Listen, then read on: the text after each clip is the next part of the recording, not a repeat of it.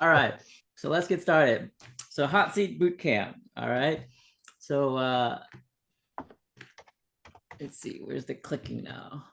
Who and what are we even talking about, right? So first off is who. If you don't know me, my nickname or what I go by is Duke, since most people can't say my name correctly and they're like Duck, and I'm like, I'm not a duck. Don't stop calling me that. You know? So call me Duke because it's like a noble term, and then sounds a lot better. Wait, so how do you pronounce your real name? I've never known I'm that not gonna you. say so. Oh, come on. I want to try. Just call me At least Duke. let No, no, like most people I'll can't even learn. say it, right?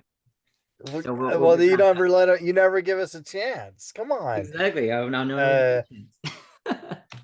Anyways, Dookie? Is it most of Dookie us, or Duck? most Wait, of y'all know me is his name Haled? Do we have two Haleds? It's Dookie. Dookie. it's actually very close when you say Dookie. It's my last name is Kui, right? But anyways, most of y'all know me because I invented the break-even indicator, and I so take pride in that because it's the one and only indicator that David will actually use. That is true. That is the Okay. truth. It's the one that I trust the most. I shouldn't say that I well, I actually it is the only one I use, but it's the one I trust the most is the break-even indicator. It's Yep. always accurate. All right. And then as far as how many years I've traded, it's 5 years actively trading. Okay. I started in OTA, Online Training Academy, then found uh, Sean, right, with Apiary Fund or Traded on Streets, and then eventually found David. And it's like maybe it's the third time's the charm, but I definitely like following him better. Okay. And most of y'all know me because I'm super aggressive scalper. And that's why some of my nicknames in the group is being known because the first one is the Duke Nukem because I can add 200 trades in just 1 minute. Okay. And as I think Eagle says, clickety click. Okay. And then what David alluded to at the beginning of this in the introduction is the Dookie. So don't pull a Dookie, meaning don't blow your trading accounts. Okay. Because I've done that many, many times. Okay. Which means it's 100% loss. And some people are like, what's the highest percent loss? Well, that's the highest you can go, 100%. I guess. After that means you have to put in more money. All right. Uh, anyways, what is the hot seat? Right. So what I like to describe it is it's live trading every day, Monday through Friday, and then it's live in class. You're trading with an instructor, right? So sometimes that's another hot seat member, and other times it's David as an instructor, but most of the time it's peers watching and interacting, and then we learn and improve as a community. Okay, so this is more for the new folks who are not on the call yet or new to trade on the fund. Okay. And then there's additional hot seat classes for those who are in the hot seat, as far as the hot seat members. And that's only on Tuesday, Wednesdays, and Thursdays right now. Okay. And it also includes the EA bots and the fast track program. So now what is the boot camp? All right. Because that is like you got hot seat and now you got hot seat boot camp on top. It's like, man, extra sauce making it spicier, right? So as I mentioned, it's 3 days, and then this is where David will instruct you. Most of the time, it's the hot seat members learning a new skill, and then they go and teach it. But in this case, it's only for hot seat members, right? So now, what happened in the hot seat boot camp, where it's 3 days for me, right? Or with me, and I'll start with a disclaimer, okay? uh, most of the stuff is not the same. So it really depends on the trader. Because if you're a new trader, he'll do a different process. If you're more advanced like me, totally different process. Okay. So don't expect it to be all the same. And so that's what I find helpful, because you can see at the different skill levels, what's being discussed, and then some of it refresher course. Other times it's new challenges to really push you to the next limit. Okay. Any questions on that before I continue? And this is where I think I put you all to sleep. So Boz is now asleep because he's not responding. No, I want to know how to say your name for reals now. Nope, not gonna happen. You gotta pay me to say it. Dookie. All right, so day one. This is where we did the discovery. It's just because it's many months since I've traded with David instructing me. Okay, so this is where I'm trading, explaining my strategies, what I've changed, what I've implemented. Okay, and then most of other hot seaters were just watching and asking questions as well. So day one wasn't too bad. Okay, now in the Euro USD, it was a little slow, so it's a bit hard to explain some of the trading strategies. Day two now. Okay, well, this is where David, already seeing what I did on day one, is now challenging me. Okay, so my trading style, I like the shotgun approach, which I put on many trades. So a lot of y'all are like 10 trades and you're heavy. I'm like, whoa, I'm like 50 trades. Okay. And it's really about the lot size. So it's not really about number of trades as it is the size of your position. Okay, being like 5 lots versus 50 lots. Okay.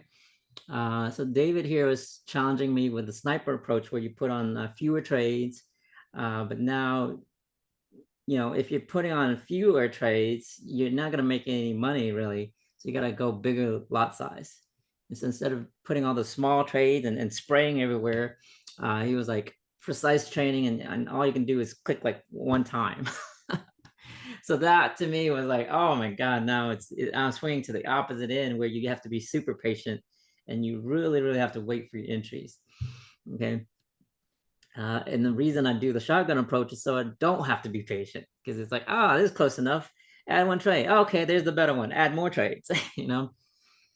So it's definitely a challenge, because it's like, you really got to push the limits of what is a better skill.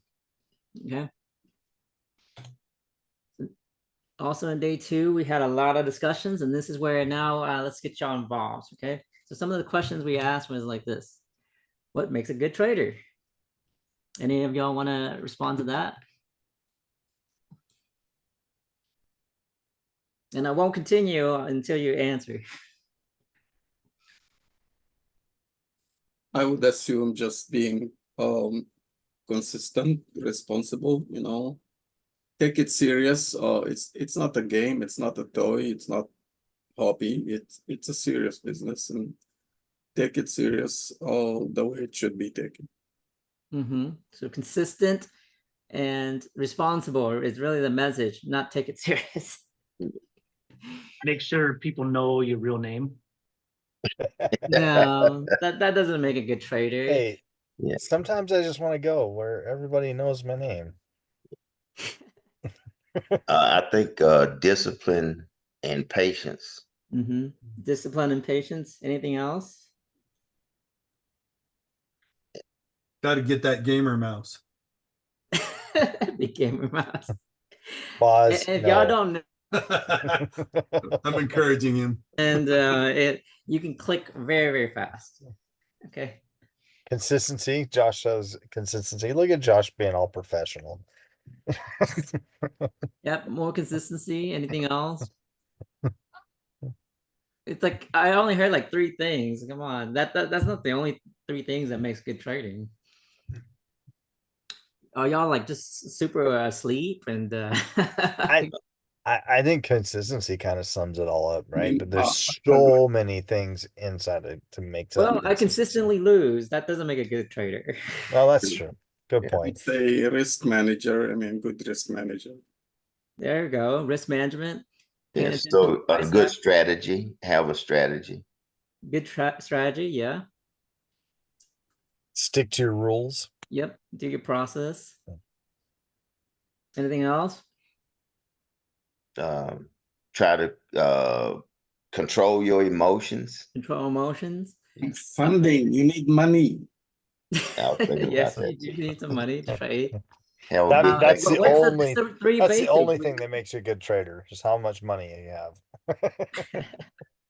Well, what are the basics we always talk about when we start the trading in the live trading? What is that?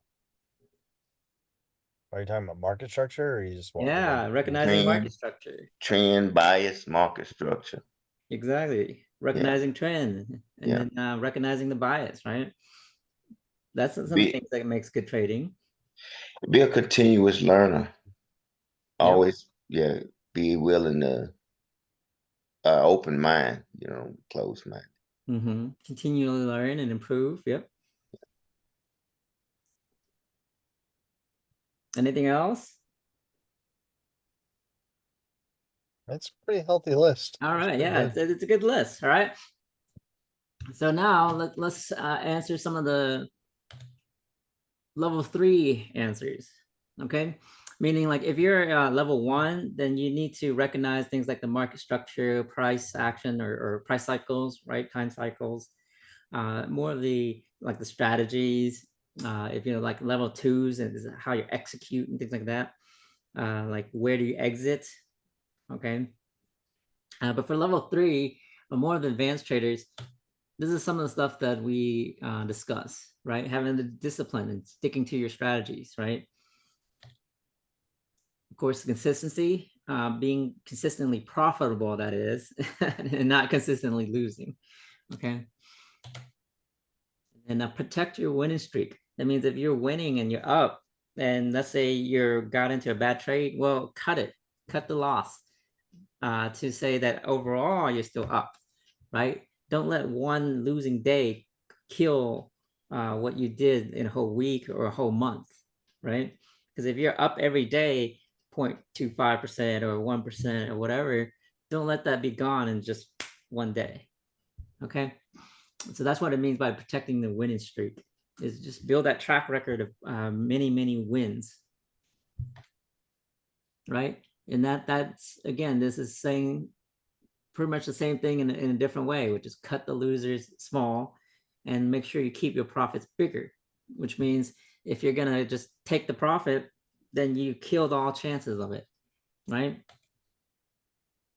And if you secure your profits, then you're not going to lose, but now you can give yourself a chance for bigger profits. And of course, emotional control and self-control, right? That kind of really goes back to discipline as well. So these are some of the things that I had to work on as far as the answers to making a good trader. Any questions there?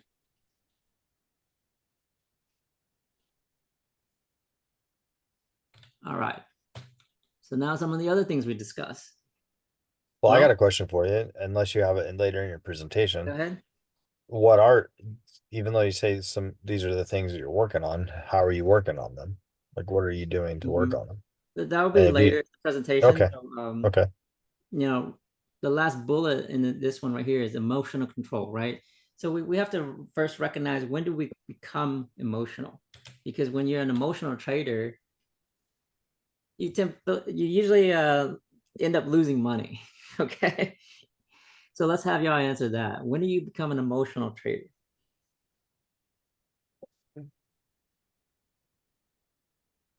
FOMO FOMO, or fear of missing revenge out. Yeah. trading, all of those kind of things that make you an emotional trader. Trading when I had a bad experience trading when I was really feeling bad from a toothache, and it made me a horrible trader. You were already feeling bad, and so trading made you feel worse. When I had that big drawdown. Yeah, Joseph says when you're in too deep, meaning like when you have too large of a position and you're losing, right? Anything else?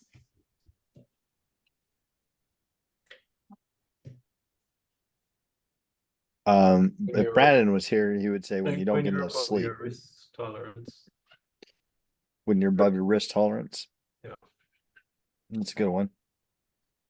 Yep.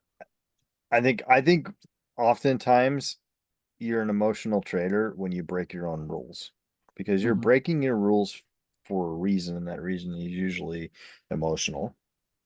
Yeah, usually like a greed or just impatience, right? Some kind of emotional trigger, right?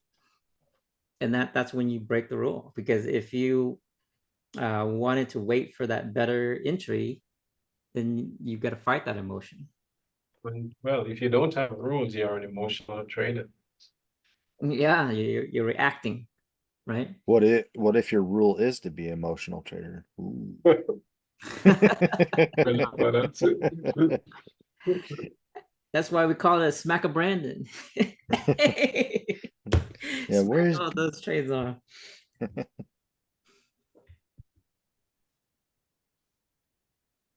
Okay, anything else? All right. So these are some of my stuff. I'm already emotional, right? From life or work. Like, let's say I had a headache or something like that, or like the toothache, for example. That I think Alfred shared, or sorry if I said the wrong name. It's hard to keep track of who said what. Okay. And it's right here, drawdown. Market goes against you, right? Some people just don't like losses or just don't like the risk. Okay, so the more, let's say you're, a 1/4% in the hole, right? Negative, maybe you're starting to panic, or maybe that's a 5%, minus 5%. Hey, oh man, my account is about to be disabled, right? If you're in a prop firm. So that's where comes to the next bullet. You're now too heavy, and that you don't really want to take the loss. But if you don't take the loss, then you end up taking a bigger loss. So it's the pain. It's like, which one's more painful? Taking the loss now or taking the bigger loss later? Obviously, it's the bigger loss later, right? But in that moment of the smaller loss, it was too painful, right? And that's why you didn't cut it. But that's really where we have to practice, especially if we're in Darwin, is we got to cut the losses smaller, because now you have a chance to recover, and you have a chance to actually be in the green and profiting by the end of your trading sessions, right? And exactly, you fear that when you cut the loss, the trade turns, and then now it's bad execution. Well, guess what? It was bad execution because you kept your losers running. And so sometimes you just have to know where to cut the loss. And I think that's part of the problem, is we don't know where to exit. Okay, we don't recognize the market behavior. We don't recognize the momentum. All right, and that's part of what I'll discuss later.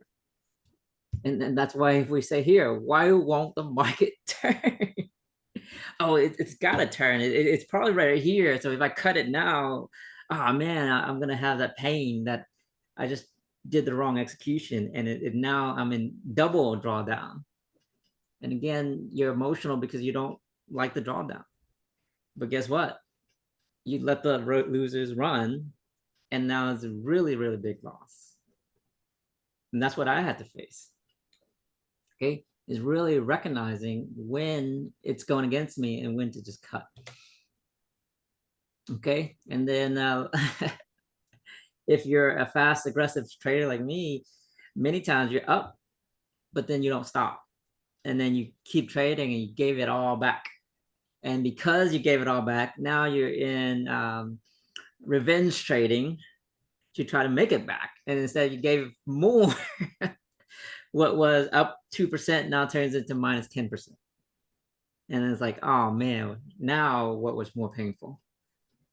See, if I was up 2%, I could have cut at -1, or being that now I'm up 1%, right? And that's what one of the bullets I had earlier on, which is protecting the winning streak. If you're in house money, make sure it stays positive, not give it all back to the house. Don't go into gambling mode, right? And unfortunately, sometimes maybe I'm not a trader, I'm a gambler. You can call me that, because I was up, risked even more, and then lost it all. And in the session, not at zero, but in the negative, in the hole. Okay. And this is right here because I'm aggressive, I'm fast. The market is slow. Well, now I'm bored. And that is now pushing my trigger. Because I'm bored, I'm going to add a trade because I don't want to wait. Even though I know this is not the proper place to enter. You see? And then guess what? That now feeds the too heavy too soon, and then causing the bigger loss. So it's all when you're an emotional trader, it's almost you're doomed to lose. So really, it's not so much fixing your trading strategy or trading skills. It's not fixing you. It's fixing your emotions. It's making sure that you're in control of yourself. And this is more again at the level 3. Okay, because now you already know the basics and you know how to execute. It's really now how do you guarantee those things, right? And to remain in emotional control such that you can execute at your A game and not your losing plan C game. Is this making sense? Any feedback on what I shared so far? Well, I like Pete's comment. It says, why would you add a trade out of boredom if your rules say don't do that?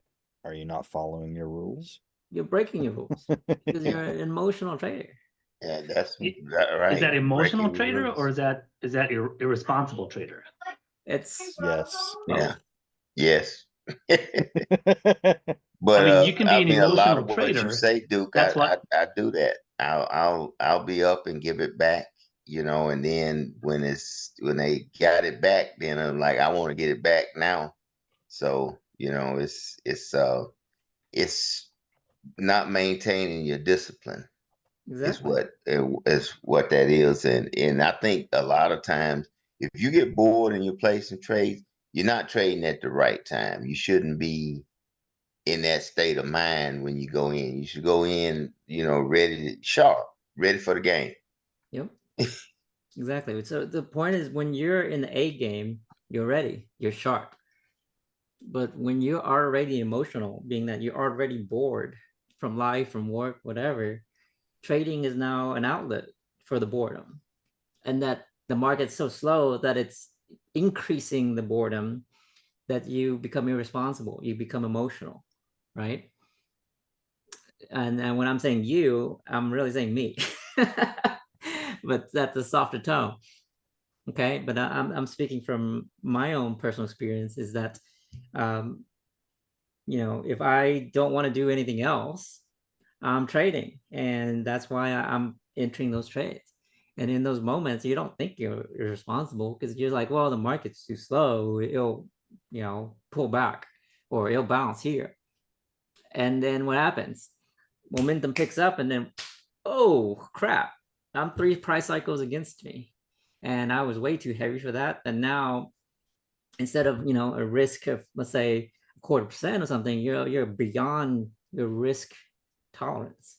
That now you're down, 2, 3, 5, 10,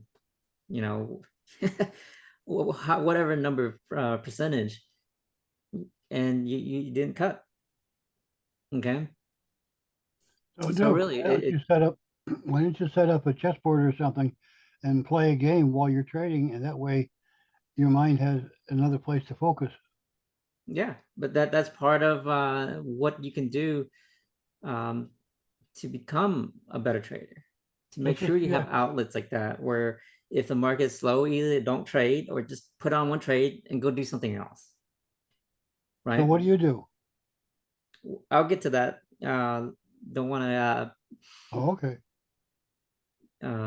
what is it? I don't want I'm jumping the gun. to I apologize. spoil it yet. Okay. All right. So day 2 ended with homework for me, and I had to prepare to discuss some of my bigger losses. All right. So that's what David had me do, and again, this is not typical. Most of y'all. Wait. I will say what's not typical is that Duke actually did the homework. That's not typical. Maybe so. David, you're so kind. What's not typical is I actually paid attention in class. Just a side note, when I was in college, I would be so tired because college classes were so boring. I went to class and slept. It's like, why the heck was I even in class in the first place? Well, it's only because I could only go to school at the beginning and I couldn't leave until the end. And so it wasn't like I could go home to midday. Okay. And so I went to class because there were some classes I wanted to go to, but the classes that were just so boring, I slept through. And sometimes I would attend David's hot seat classes, and I would just be against and doing my own thing and never listen to him. So it's like, why in the world are you in class? He even asked me that one time. And I don't feel bad about that. He asked me too. Yeah, J Bab never does his homework. So that might be a few of us hot seaters. We don't really do our homework. Anyways, the point here But is you that did this time. That's what made it special. yeah. The point here is I'm used to like trading and instructing where people see me lose, and I don't really mind sharing my losses. So if you're uncomfortable with that, he'll probably ask you to do something else. All right, so now day 3, and this is where I say, hey, prepare for it because the magic moment's about to come. And y'all are asking me early on, you wanted to know, hey, what are you gonna do, right? What are you gonna do to fix and be a better trader, a good trader? Well, first off, because I'm going through my losses, I had to rewind and go back. I only went through my Darwin account. Okay.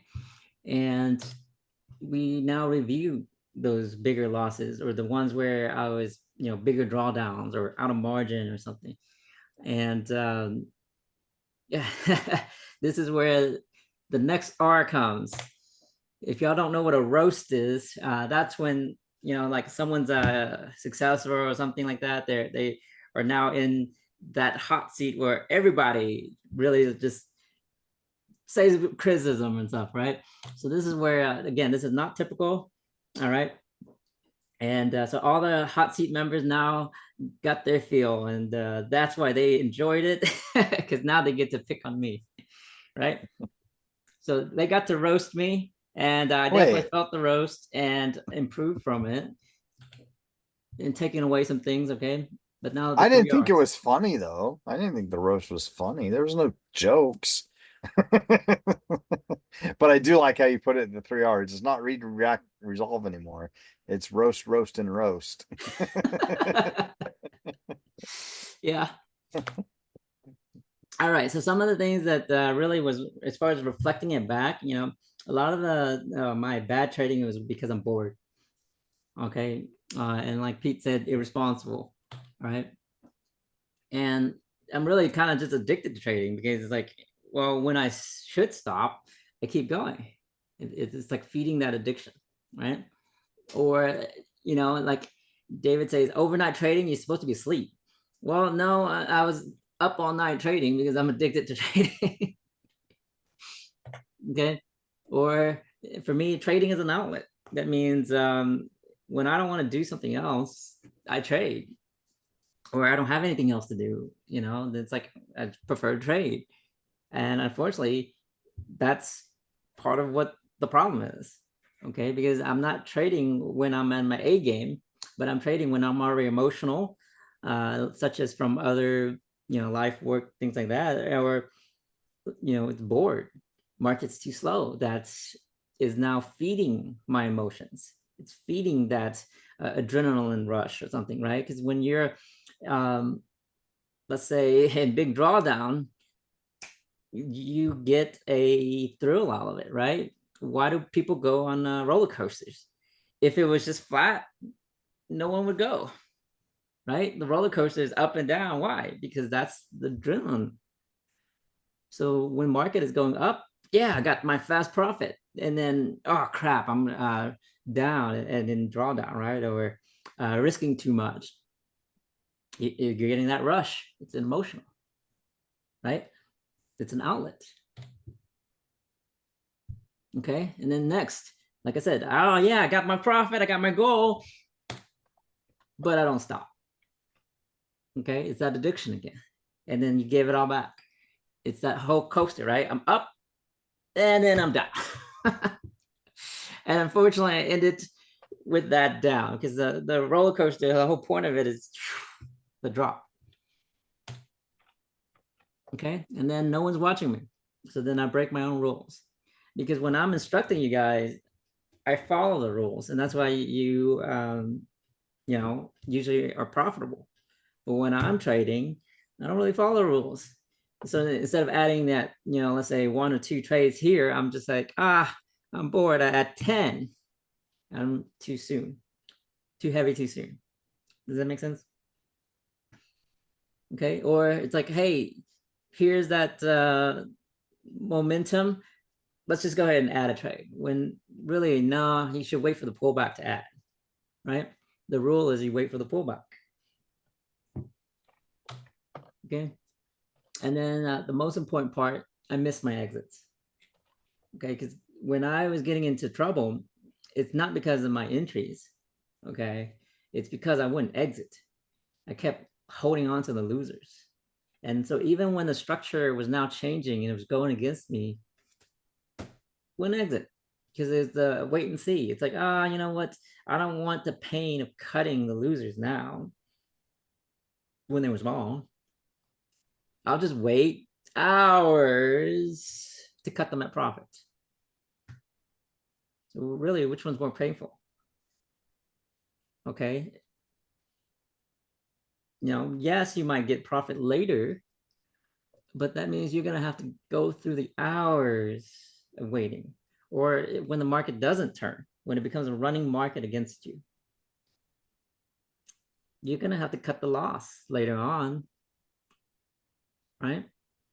So why not just cut it smaller now when you know that the market just turned against you? See, so I missed my exits. You see, and a lot of the problem was with my overnight trading, because I'm asleep.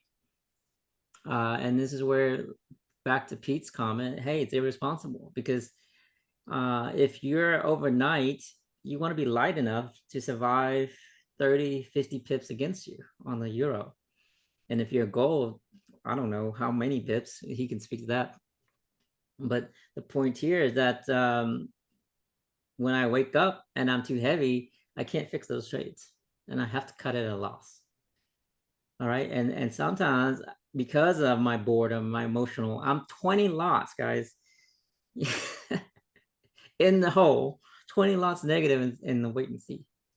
And so when it does run out of margin, okay, and Darwin will close you, because when you're in negative margin, those trades will close.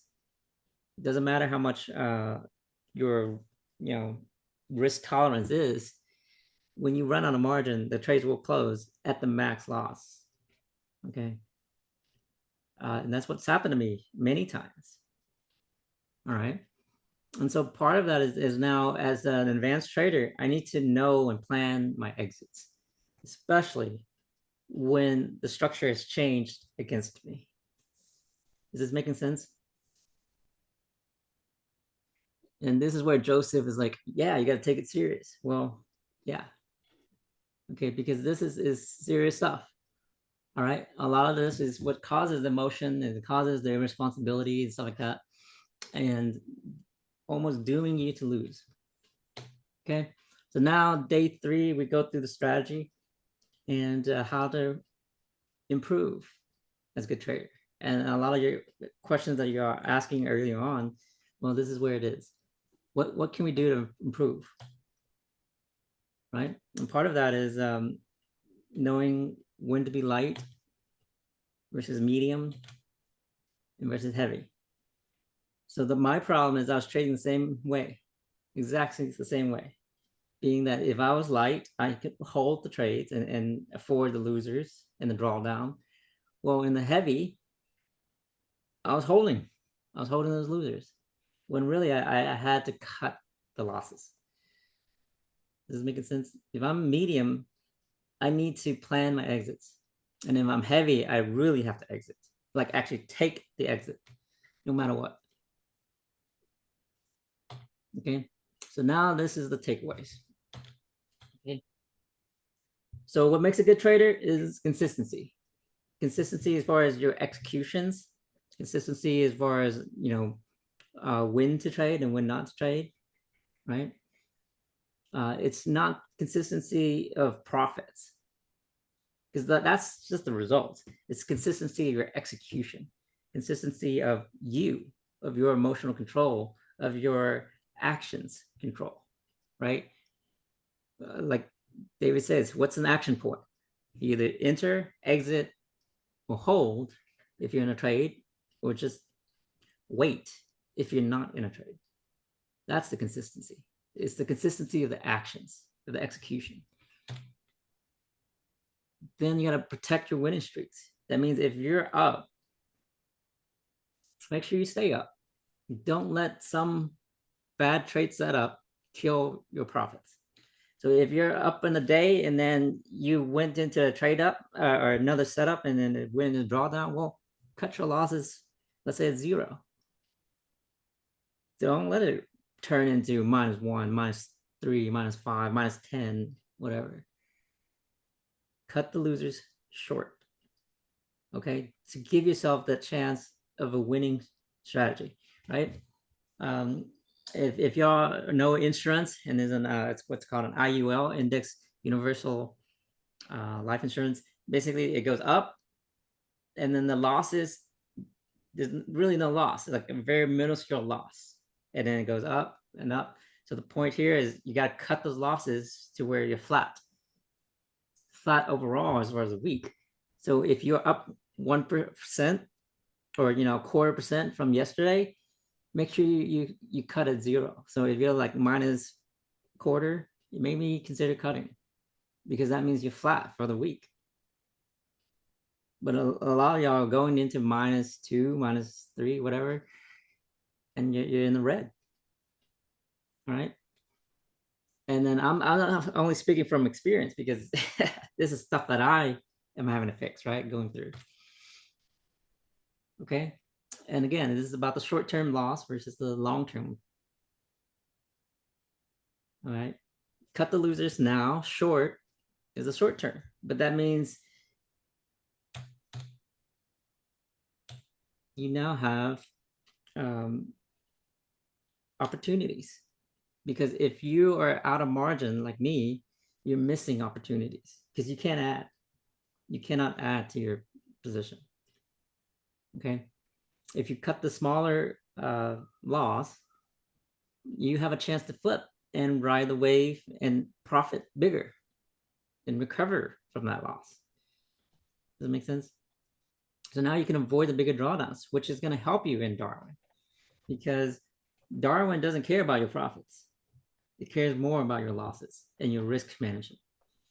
Okay, so even if you did not lose, if your drawdown is heavier, it will ding you. Okay, your index score will go down. Okay. And now you can also avoid waiting hours. And sometimes the market never comes back. Okay.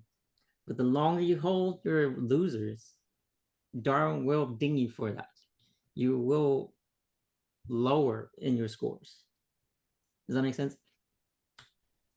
So the whole name of the game here is cut your losers small so that you have better opportunities to profit and recover.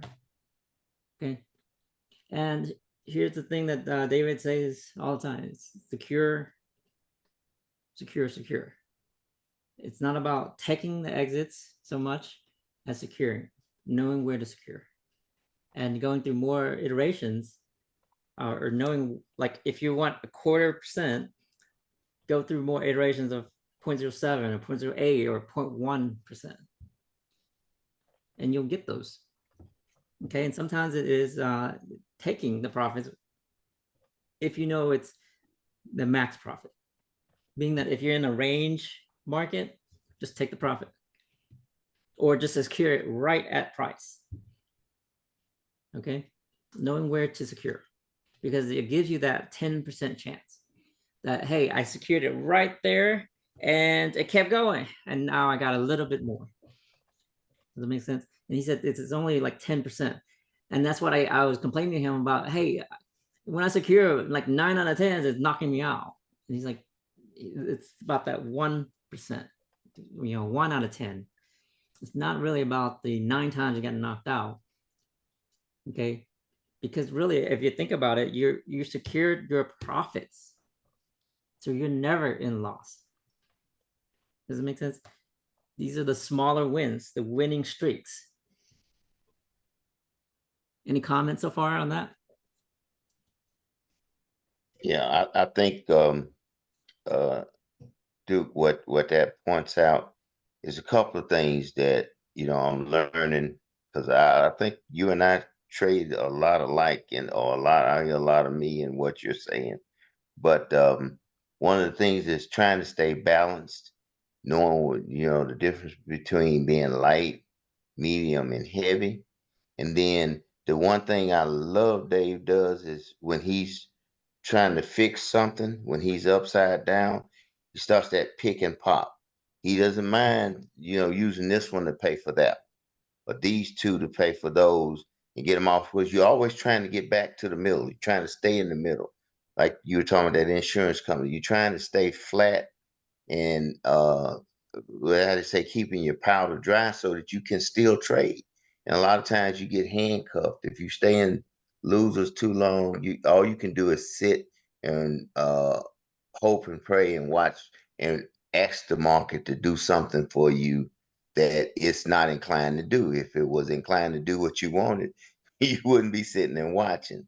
Exactly. So the sooner you can cut and reload, you retrieve your bullets. If you got some bad PTP out there and you eliminate that bad PTP and bring it back to your break even point, that's what helps so much, is that break even point. And you utilize that and try to stay right there in the spot where you can take advantage of, because if you're not right now, you're probably going to be right at some point. You know what the market's going to do. You just don't know when it's going to do it. So you got to be ready to take advantage of it. And a lot of times, especially in apiary, I'd be knocked out and it's doing exactly what I want, but I can't do anything about it. Yeah. And that brings us next to reiterating light, medium, and heavy. Okay. You really want to define your trading strategy for those situations. Because if you're light, then you can afford the drawdown, you can afford the bad PTP. But once it's starting to go against you, you got to start thinking about where to pick and pop, right? Securing your profits and planning your exits. Does that make sense? And then when you're really heavy, like me, you're going to need to exit. You got to reset. Now, if you're heavy and you're in profits, that's different. Okay, because it's secured. Okay, but if you're in loss, in drawdown, you got to take the smaller loss. That's the whole point of the game. Take the smaller loss before it becomes the bigger loss. Does that make sense? And that this is really the whole what was stressed or emphasized for me is missing my exits, because I didn't want to take those losses, and then it became super against me, where it's like double losses. Okay. So overall, I had to consider less trades with bigger lot sizes, being a sniper training and not so much a shotgun. Okay. And then really just to marry the two strategies, being that maybe in when I'm still light or medium, I could afford to be shotgun. But once it gets heavy or getting out kind of thing, I need to be more of a sniper. Or even if it's like just a small price range and I can flip it around instead. It's a range. I can be the sniper and say, hey, once it reaches that top of that range, bam, that's when I put on the trade and pretty heavy immediately, like in a medium. And it's gonna play out, right? Because why? It's that range. It's the sniper approach. But if it doesn't play out, you have to get out. And that's really the point of being a sniper, is that if it does not work out, you have to get out. And that's still something I'm working on and practicing, because it's hard. It's much easier to teach on it because you're not really emotionally attached. But when you're in that moment and the fact that you put on that trade, you were already emotional. And so to exit means you're having to practice emotional control. And so that's why if you can control your emotions before putting on the trade, it's much, much easier to plan your exits. Is this making sense? Okay. And then for me, I have to find more other outlets for my boredom. And like Ed was saying, whether it's a game or something else or movies or whatever, so that I'm not trading when I'm easily emotionally triggered. Okay. And that means if I have to step away, I need to be light enough to survive that, being responsible, right? So, Duke, Be 20 what lots and changes step have away. you implemented already? What was that? What changes have you implemented already? I'll get to that. Okay. Oh, I'm jumping the gun again. I apologize. These are the changes that I have to work on, right? Okay. And then the next is have an accountability person, right? Because if So no who one is is your watching me accountability and I'm partner? breaking my rules, having an accountability partner will help me reduce breaking those rules. And who is that? One of the little kids that run around your house? No, it's another hot seat member, and I don't want to And I'll bet it's Pete. reveal him unless he wants to speak up. Go ahead and whip him, Pete.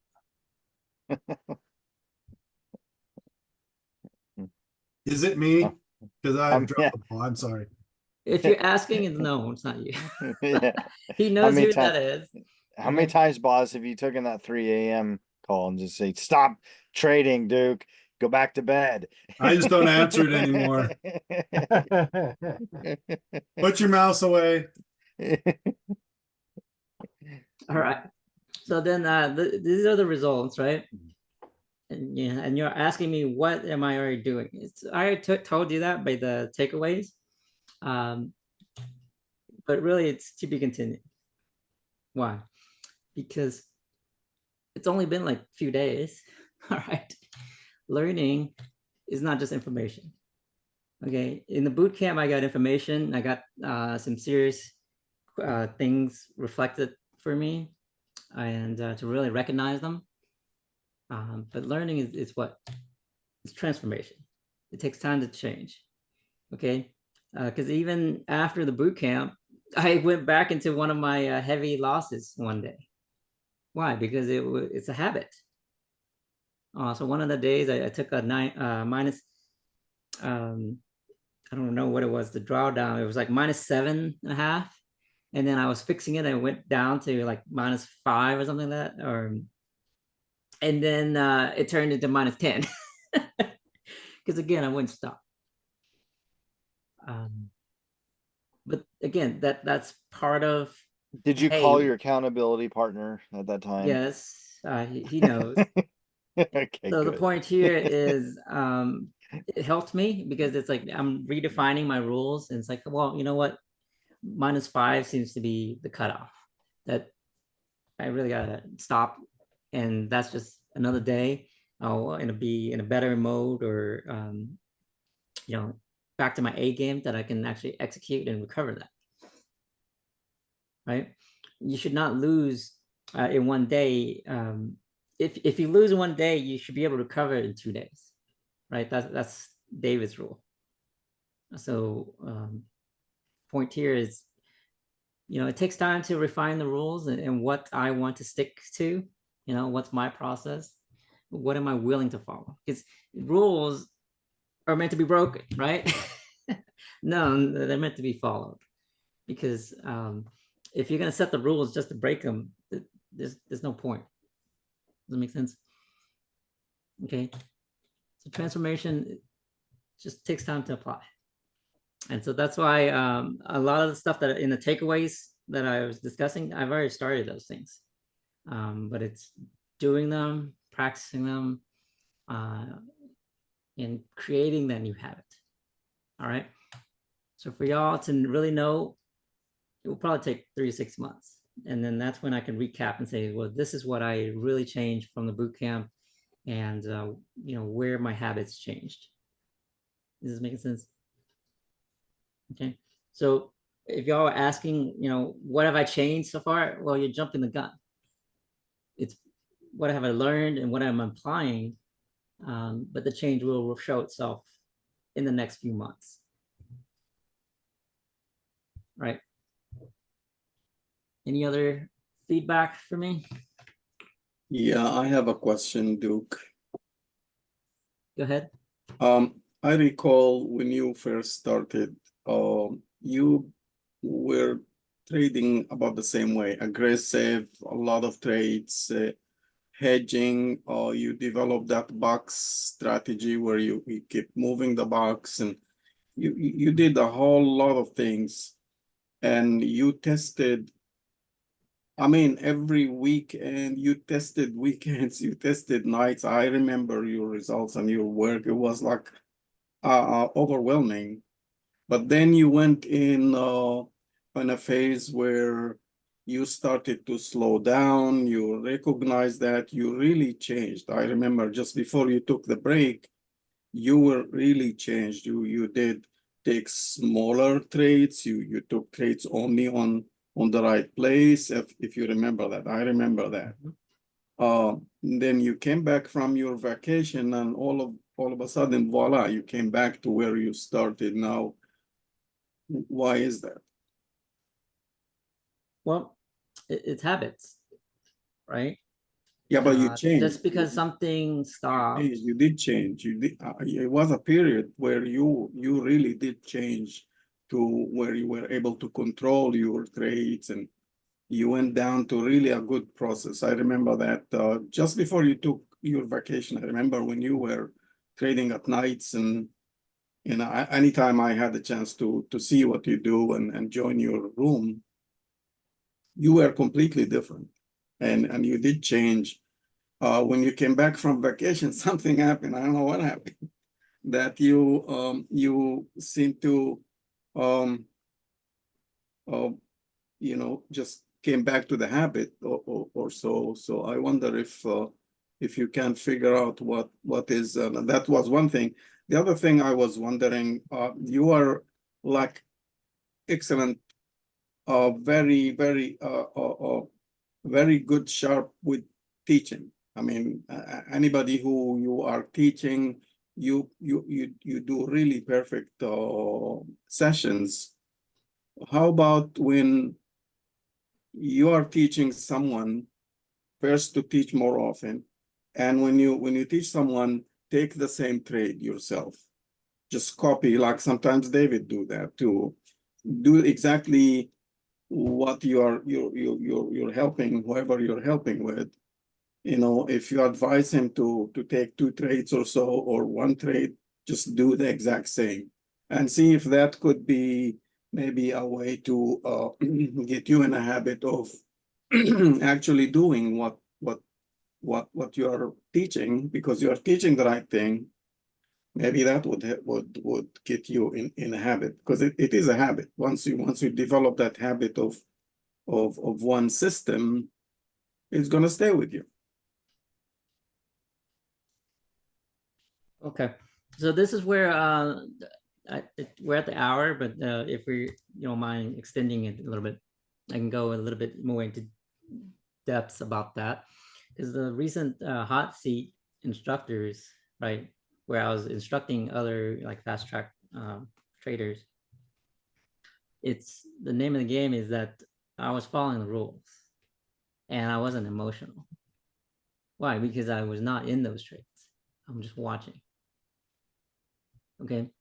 So it's much, much easier to pre-plan execution when you're not emotional. Right. And also stick to the rules and say, well, this is what you should do. And here's the exits and stuff like that. Right. And okay, now you're in the light versus the medium versus the heavy. When you're not emotional, it's easier to follow those rules. And this kind of goes back, and I don't mean to throw it back at you here, Khaled, but this is what David was asking you in, I think, your recent hot seats. Hey, you programmed a novice. How come you don't trade the same way? Well, the reason I It's programmed the emotion. Does is it make sense? because it takes the emotions out of it, Exactly. and it will Exactly. follow the rules, you know. So that's really what it is. Because before the vacation, yes, I was improving and I was sticking to those rules. But like Alfred put, it was probably boring for me. And also in these trading rooms, there's a lot of opinions and a lot of emotions and stuff like that where didn't really like it. So guess what? It was causing emotions just from other people commenting and stuff like that. Well, I really So that's the thing is habits. Just because you change, it's like seasonal. It comes back. yeah, I really respect the way that you take critics and opinions, even though you may or may not agree with them. It's you take him, you know, with the positive attitude, and you know, I appreciate that you can do that. Otherwise, if I didn't know that, I wouldn't be saying what I was saying. Right. I would just keep quiet and say, "Yeah, you're doing a good job, excellent." Just keep at it, but that's not going to help. Exactly. So it takes time to build a new habit and to teach a new way. And Yeah. make sure that the old ones, the past mistakes and all that doesn't repeat. Because if you keep focusing on those things, it will repeat. Yeah. So the only way to become a better trader is to focus on what makes a good trader.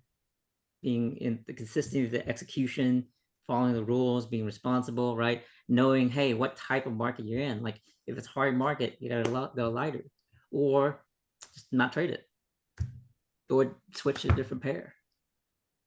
Okay, like for me, I can trade gold and snipe it much easier than I can do EU because EU Yeah, is not because moving. you can't keep up with it. Yeah, and Almost. then I like that fast action. Yeah. So it's like, oh, you know what? That's part of it.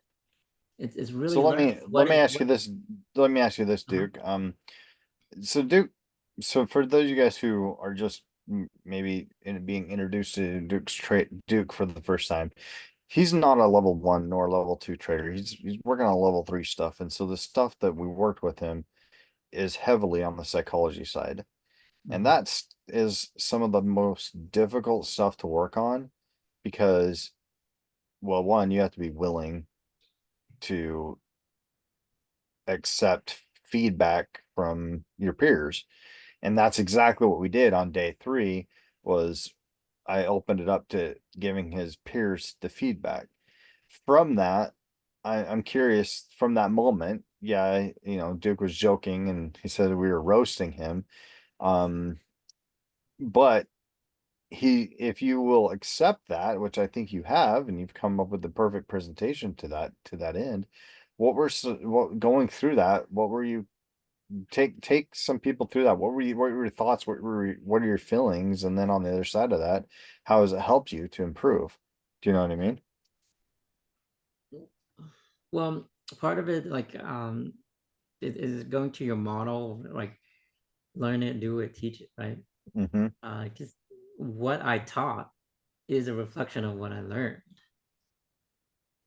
Okay, Mm-hmm. so just seeing the difference, and hey, here's that bad trading versus here's the instructor, that really good trader.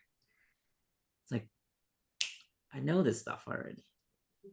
Now it's just locking into those ideas and habits and thinking making sure I execute the same way.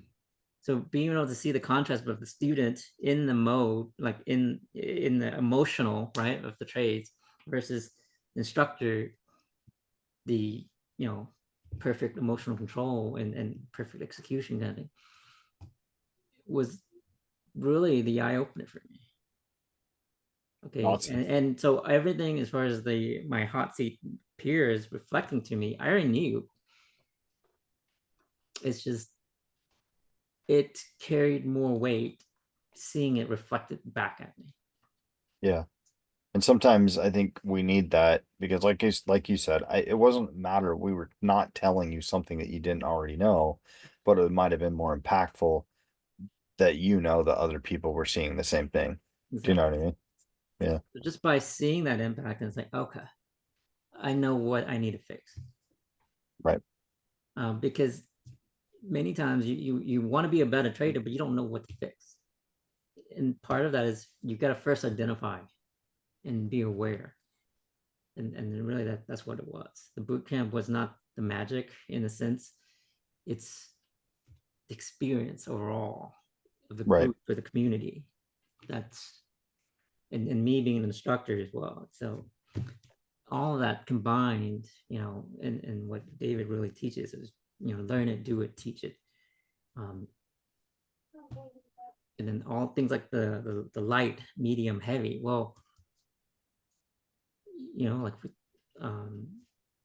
it's much easier once you see it in action, and then once you be able to teach it and do it, and just more iterations of that makes it easier.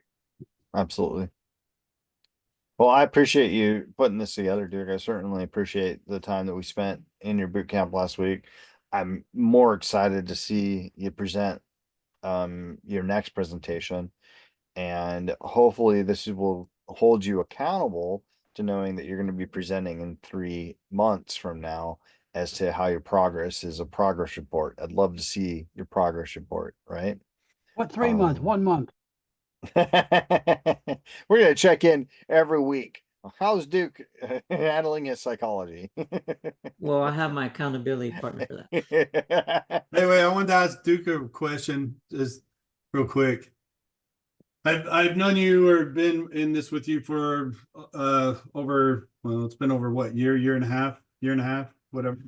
Anyway, and seeing you go through this, what is your why? Why do you trade?